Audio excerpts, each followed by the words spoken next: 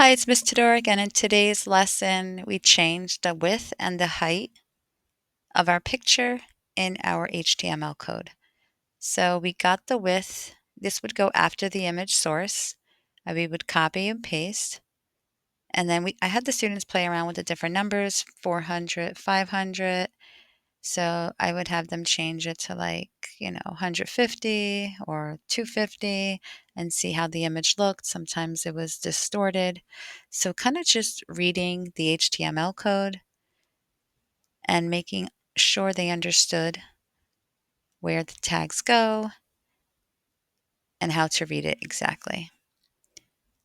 So I kind of went over, this is the title. So we did some review. We have the title, we have the body, then we had the logo that we changed the size, saving it as index.html, refreshing the page, seeing what the website looked like, and then making changes to the HTML, and then viewing the after. So this is something that they changed with the picture image. We refreshed it, went back, we didn't like it. Let's change the numbers again, save it. And it's just a lot of testing, trial and error, going back and forth, changing the numbers once again with the height and the width.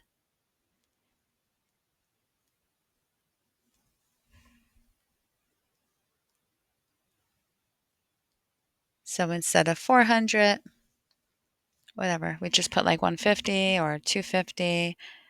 Sometimes I wanted the width larger than the height or vice versa.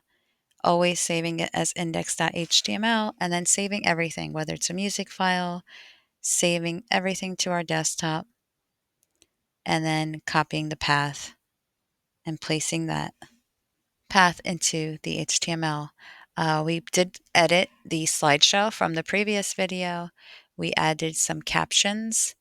The caption font color was in white, so some students who had a white background color who did not do the previous lesson of changing the homepage background color, they couldn't see the caption, so they had to change the caption text color, and you can read that. That's in the HTML code. And so playing around with the different colors and then adding the captions. So instead of the basic, for this headset, I put like, wow, cool headset, and I changed the text,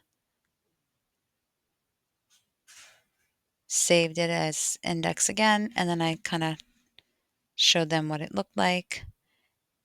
Also playing the music. We had the music file in our last lesson, how to insert a music file. So making sure all students had the music file, the music player, and making sure their music. And hopefully some students didn't do the homework, so I gave them a music file. Some did, and they kind of played their own music, and that matched the music matched their website. So it was fun. We had fun. Here's the update of what the HTML code looks like. And we will continue to add to this, and you will see our website grow further and further. We're getting more tasks. Right now we're on chapter 10, and we learned about tools for web design, using Adobe Dreamweaver and all those wonderful tools out there. And then next week, I believe, is chapter 11, and that's inserting a shopping cart. Hope these videos help you. Thank you so much. Thanks for watching. Bye-bye.